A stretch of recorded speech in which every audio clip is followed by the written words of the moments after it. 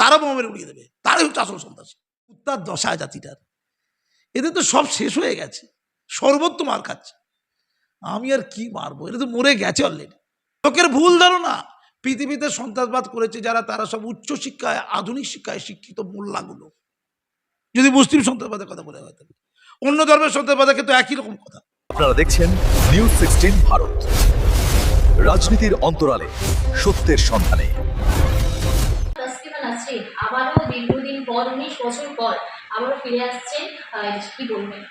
না না, ভালো খবর, শুভেচ্ছা। উনি ভালো থাকুন, উনি বাংলায় থাকুন, আমাদের কলকাতায় থাকুন।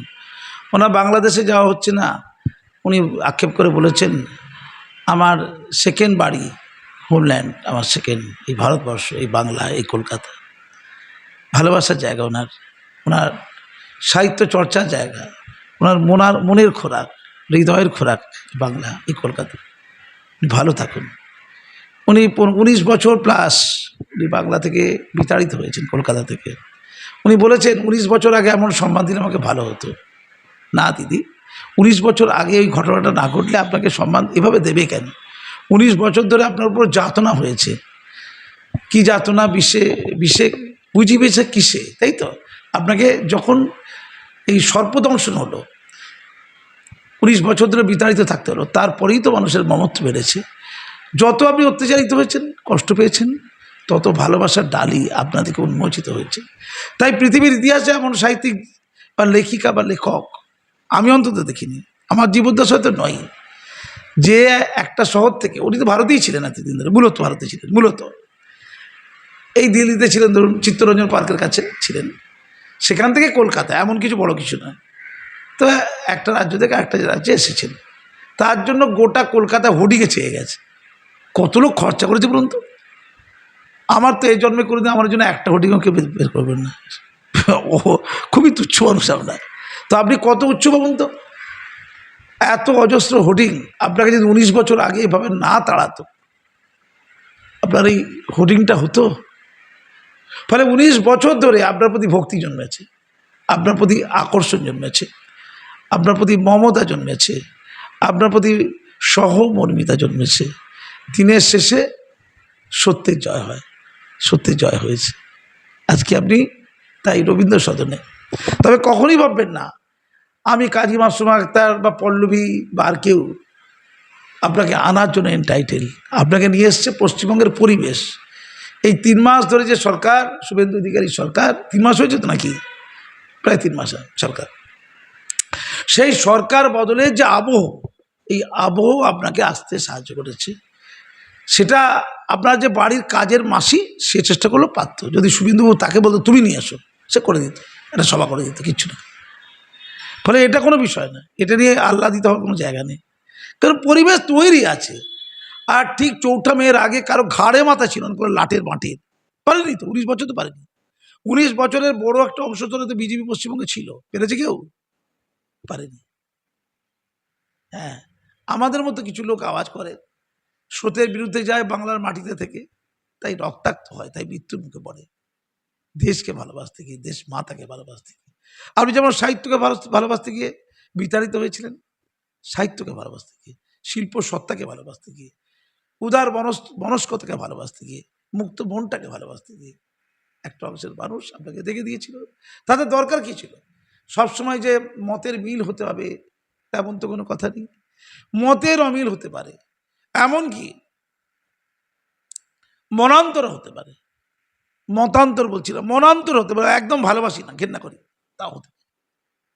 কিন্তু কেউ কাউকে লাঠি দিয়ে মারতে পারে না, তলোয়ার দিয়ে খুন করতে যেতে পারে না, কেউ কখনো আগুন ধরে দিতে পারে না একটা লোকের জন্য। সেটা হয়েছিল আপনার ক্ষেত্রে, হয় না? কারো যদি কারো লেখা পছন্দ না হয়, সে বিকল্প চ্যালেঞ্জ করে লিখবে, উত্তর দেবে। তারপরেও যদি লেখনির ত্রুটি বিচ্যুতি থেকে যায়, পাপ থেকে যায় লেখার মধ্যে, অসৎ সাহিত্য হয়, যদি কাউকে পরিচিত করছে, উস্কানি দিচ্ছে, সত্য নয় মিথ্যেকে সত্য করছে, মিথ্যে ভাষণে জর্জরিত করছে লেখাকে, তাহলে আদালত আছে, আদালতে গিয়ে ন্যায় নেবে নাকি? আদালতে নেই। ভারতের সংবিধান অন্তত শাসনতান্ত্রিক প্রতিবিধানের অধিকার দিয়েছে। বাংলাদেশ দিয়েছে কিনা জানি না, ভারতের সংবিধান দিয়েছে। তো এরা তো ওই সুলতান আহমেদ ওই যেসব নেতা হয়েছে অবশ্য বিরাট বিরাট নেতা, যারা আমাকে মারতে গিয়েছিল, হত্যা করতে গিয়েছিল, সেও নেতা হয়ে গেছে, মাইনরিটি কমিশনের চেয়ারম্যান হয়ে গেছে। সেই ইদ্রিস আলী, এসব গত হয়েছে, এসব গত হয়েছে, একদম গত হয়নি, কেউ কেউ বেঁচে আছে। আমি তসলিমা নাসরিনকে বলবো, উনি মনে হয় আমাকে চেনেন, কারণ আমাকে যখন লোয়ার রডটা মারা হয়েছিল, মেটিয়ে পড়েছে, চূড়ান্তভাবে যখন পুলিশের সামনে মারা হচ্ছে, বা আমার চেম্বারে যখন ওরা এসেছিল, কি বলেছিল যে আপনি তসলিমা নাসরিন, আপনি সালমান রুশদি, তুই তসলিমা নাসরিন, তুই সালমান রুশদি, তোকে হত্যা করা আমাদের পবিত্র কর্তব্য। তাই তাই মারা নয়, কিন্তু হত্যা। দোষ কি করেছিলাম? কুসংস্কার থেকে মুসলিম সমাজকে বাঁচাতে চেয়েছিলাম, তাদের জাতীয়তাবাদী ট্রেনিং দিতে চেয়েছিলাম। ভারতের জাতীয় সঙ্গীতকে মাদ্রাসার, আমাদের ওই মাদ্রাসার জীবনে কোনোদিন প্রার্থনা হয়নি, ইতিহাস কোনোদিন হয়নি, চ্যালেঞ্জ। আমি হেডমাস্টার ছিলাম, আমি আমাদের স্কুলের মাদ্রাসার যে ডায়েরি, তাতে প্রার্থনা সঙ্গীত হিসাবে আমাদের জাতীয় সঙ্গীতকে যুক্ত করেছিলাম। আমি ছেলেমেয়েদের ট্রেনিং দিয়েছিলাম, আমি সেটা করেছিলাম। ওদের রাগ হয়েছিল, দেশকে আবার ভালোবাসবে, হিন্দুদের গান, জাতীয় সঙ্গীত, রাষ্ট্রগীত সব হিন্দুদের গান, কেন গাইবে? রবীন্দ্রনাথ, বিবেকানন্দ, এদের জন্মদিন উদযাপন করেছিলাম, কেন গাইবে? ওরা হিন্দু। আর্লি ম্যারেজ বন্ধ করেছিলাম, নবী অল্প বয়সে বিয়ে করেছে, কেন বন্ধ করে? বেরো দেবো, প্রমাণ আছে, নথি আছে, কাগজ আছে। ছাত্রছাত্রীদের সুরক্ষা দিয়েছিলাম, আধুনিক শিক্ষা দিয়েছিলাম, জলপড়া, পানিপড়া, তালপড়া, তেলপড়া, তাবিজ বন্ধ করে দিয়েছিলাম। খবরের কাগজ, প্রথম শ্রেণী পত্রিকা সন্ত্রাসবাদের বিরুদ্ধে আর্টিকেল লিখেছিলাম, ধর্মীয় অন্ধত্বের বিরুদ্ধে এই বর্তমান আনন্দবাজারের মতো পত্রিকা আর্টিকেল লিখেছিলাম, প্রমাণ আছে, কাগজ আছে, তো পুলিশের রিপোর্ট আছে তোমার কাছে। এবং এত ভালো কাজ করেছিলাম, মাননীয় আমাকে পছন্দ করতেন, জানতো, গাল দিতাম বটে, একটু গালাগাল করতে পারেন। তিনি শিক্ষারত্ন সম্মান দিয়েছেন, রাজ্যের সেরা প্রধান শিক্ষক অ্যাওয়ার্ড আমাকে ওই হামলার পরে দিয়েছে, আমাকে অস্বীকার করতে পারিনি। কমিশনার পুলিশ বলেছেন অসাধারণ, অসাধারণ। তারপরও আমাকে রক্তাক্ত হওয়ার পরেও আমি ন্যায় পাইনি। আমি এখনো, ওদের বিরুদ্ধে ওয়ারেন্ট হয়েছে, আরও কিছু কিছু লোক দিয়ে গাল দিচ্ছে আমাকে, শুনলাম।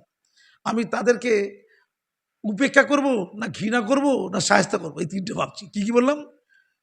নাকি করুণা করব? আমি আপাতত করুণা করব। আসলে ঘৃণা দিয়ে ঘৃণাকে জয় করা যায়, জানেন তো, ভালোবাসা দিয়ে ঘৃণাকে জয় করতে হয়, আমার মনে হয়েছে আর কি।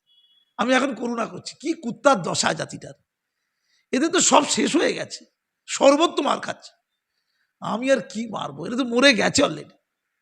দেখছি কেউ কেউ পোস্ট করেছে সোশ্যাল মিডিয়ায়, দেখছিলাম, আমাকে কয়েকদিন পাঠিয়েছিল। আমি এক্ষুনি থানা থেকে লকাবে, জনগণকে পিটিয়ে দিয়ে চলে আসবে, আমাকে লক্ষ লক্ষ লোক শুধু। এটা কি ভুল বলছি আমি? একটা ইনস্টাগ্রামে দেখছিলাম 10 লক্ষ লোক আমাকে পুজো করছে, 10 লক্ষ, 10 lakhs। কি এসেছে আমার? কমিশনার পুলিশ কলকাতার, মমতা ব্যানার্জির কমিশনার পুলিশ সুরজিৎ পুরকায়স্থ, তিনি তো পরিষ্কার লিখেছিলেন যে ওরা ধর্মীয়, এতটা অ্যাডামেন্ট হয়েছে মেটেপুরের লোকেরা ধর্মীয় কারণ নাম্বার করে। তো সীমাজি এসছেন, তিনি আজকে বক্তব্য রাখবেন, তিনি ভালো থাকবেন। তবে আমার একটা বক্তব্য আছে তসলিমা নাসরিনের জন্য। 2 ঘন্টার জন্য এসে কি হবে? দুটো বক্তব্য রেখে তবে চলে যাবেন। কিছু লোক টিআরপি পাবে, কিছু লোক নেপোয় মারে দই হবে, কিছু লোককে লোক জানবে, চিনবে, বুঝবে। কিছু লোক বলছে আমি আগে তসলিমার সাথে চিত্তরঞ্জন পার্কে দেখা করতাম, কিন্তু কোনো খবর হয়নি। অর্থাৎ খবর হওয়াটা দরকার হবে, কারো কারো লাভ হবে, অন্যান্য আরও কিছু হবে। তসলিমা সেটা করিয়ে দিল, তসলিমাকে তাদের ধন্যবাদ দেওয়া উচিত, এটা হবে। কিন্তু তসলিমার কি বাংলায় থাকা হবে? তাতে থাকা হবে না। থাকার বন্দোবস্ত করবো কে? আমি, পল্লবী, তোমাকে সঙ্গে নেবো, ওইদিকে মনীষা হাসছে, তাকেও সঙ্গে নেবো, এইদিকে আর একটা বন্ধু আছে, সে হাসছে, তাকেও সঙ্গে নেবো। আমরা সবাই মিলে তসলিমাকে একটা ঘরে রাখবো। কে আটকায় দেখবো, কে আটকায় দেখবো, আমরা তার জন্য ঘরের বন্দোবস্ত করবো। শুভেন্দুজিকে বলবো একটু সুরক্ষা দিন, সুরক্ষা দেবেন তিনি। তসলিমা কবিতা লিখবেন, সাহিত্য লিখবেন, তার লাউডার স্ত্রী যদি নাই থাকুক, মাসুম আক্তারা ঠিক করে দেবে সে কোথায় থাকবে, পয়সা কড়ি খরচা করতে হবে না। আমরা বেঁচে আছি বাংলার লোক, কোথায় ডায়লগ মেরে টিআরপি নিয়ে কিছু হয় না, কাজের কাজটা করতে হয়। টিআরপি পাওয়ার জন্য নয়, কিন্তু জরুরি নয়, আমাকে লোক ছেড়ে অনেক। তসলিমাকে আমার ওই দায়িত্ব নিয়ে রেখে টিআরপি পাওয়া খুব জরুরি নয়, কিছু হয় না, ভেতর থেকে ভালোবাসি ওটা। শুভেন্দু অধিকারীকে সাবধান থাকতে হবে, মাদ্রাসার সব ছেলের থেকে নয়। মাদ্রাসার সব ছেলেরা মানবমা হতে পারে, এরা অন্তর্জ প্রান্তিক, খেতে পায় না, এরা চাল আলু লোকের বাড়ি বাড়ি থেকে কালেকশন করে, খারিজি মাদ্রাসায় পড়ে, লেখাপড়া সেখানে বেকার থাকে, ইমাম মৌলানা হয়। কিন্তু সন্ত্রাসী কাজটা করে ইংরাজি ভাষা জানা লোকগুলো। কি বললাম? ডাক্তার, ইঞ্জিনিয়ার, অধ্যাপক, কালকে টিভিতে বলছিলাম, এই তামিম বলে ছেলেটা কিন্তু ইংরাজি ভাষা জানে, এইটি সমস্যা।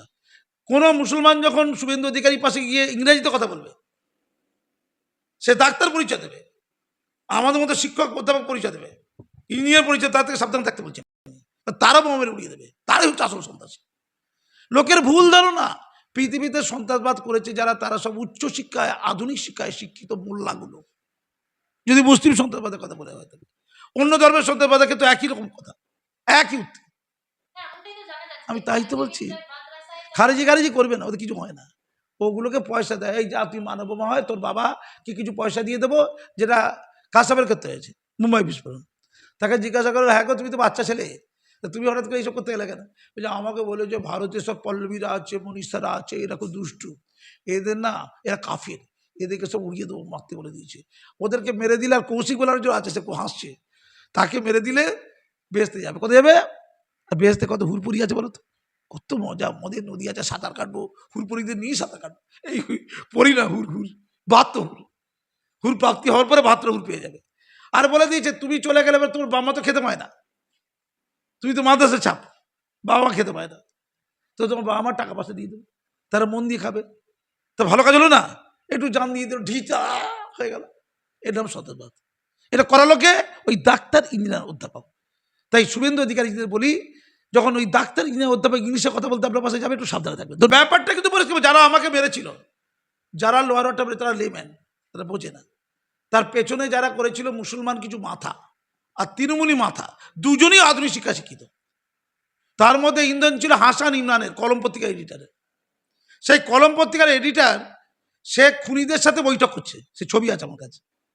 আর তার যে সঙ্গী আমিরউদ্দিন সিদ্দিকী, বিজেপি সরকার আসার পর কলম পত্রিকা, সে ডিরেক্টর আমিরউদ্দিন সিদ্দিকী, বিজেপি ক্ষমতা আসার পর বিশাল একটা ফুলের তবক নিয়ে বিজেপি রাজ্য অফিসে গিয়ে বসে আছে। সে ছবি বিজেপির রাজ্য অফিস থেকে আমার কাছে চলে এসেছে। আমি বিজেপিকেও সাবধান করে দিই, শুভেন্দুবাবু বিজেপির রাজ্য অফিসটা একটু দেখুন, সুমিবাবুকে বলছি, ওখানে আমিরউদ্দিন সিদ্দিকী করে যায়। সে কেউ তার থেকে টাকা নিয়েছিল নাকি বিজেপির রাজ্য অফিসে? এই ফুলিয়া তুই টাকা দে, তোকে আমরা বিজেপিতে নিই। ও বিজেপিতে দিতে চাইছে, ওনাকে কলম পত্রিকা বিজেপির কাছে বেচবে, সেটা সওদা করতে হাসান ইমরান বিজেপিতে পাঠিয়েছে আমিরউদ্দিন সিদ্দিকীকে। আপনারা দেখছেন নিউজ 16 ভারত, রাজনীতির অন্তরালে সত্যের সন্ধানে।